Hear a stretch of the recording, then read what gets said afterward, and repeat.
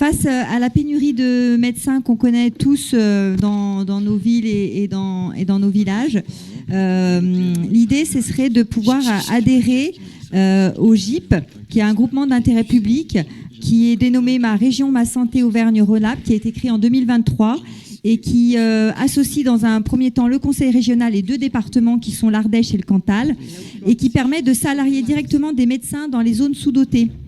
Donc, pourquoi pas nous adhérer à ce GIP pour pouvoir participer à ces possibilités d'ouvrir des maisons de santé pour salarier des médecins. Voilà. En gros, pour aller vite. Bon, mais je vais vous répondre. J'espère que la réponse que je vais vous apporter vous satisfera. Sinon, je prendrai encore d'autres renseignements. Alors, évidemment, au niveau de la région Auvergne-Rhône-Alpes, ce GIP a été créé. Et il y a maintenant 3 départements. Il y a la Haute-Loire en plus qui a signé. Donc voilà. Alors, pour adhérer à ce GIP, en général, il faut être un département parce que la région Auvergne-Rhône-Alpes a voulu avoir un seul interlocuteur. Donc, dans le département de la Loire, il y a déjà plusieurs intercos qui se sont manifestés. La nôtre aujourd'hui.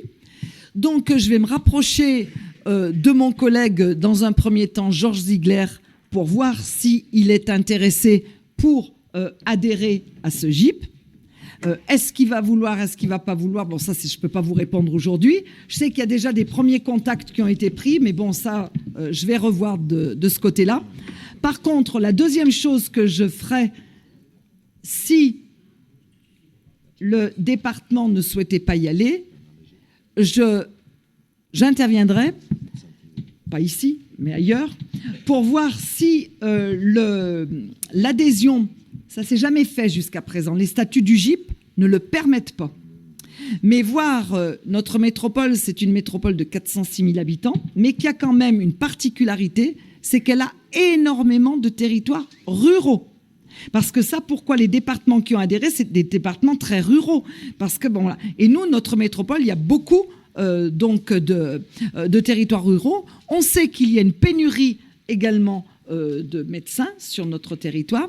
Donc, je pourrais demander, mais ça dans un deuxième temps, de voir s'il y aurait une possibilité pour que des collectivités adhèrent, même si le département n'a pas adhéré. À ce jour, ça ne se fait pas. Par contre, je vais vous donner l'exemple du Cantal, si vous permettez. L'exemple du Cantal. Donc, le Cantal a adhéré à ce GIP.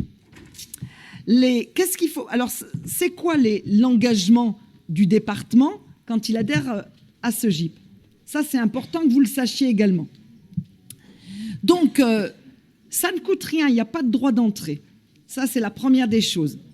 Par contre, il y a quelque chose, c'est que si il y a un déficit, parce que c'est le GIP qui encaisse les consultations, etc., s'il y a un déficit, le département qui adhère participe au déficit à hauteur de 50%. Oui, non, mais attendez, je vous donne un exemple sur le Cantal.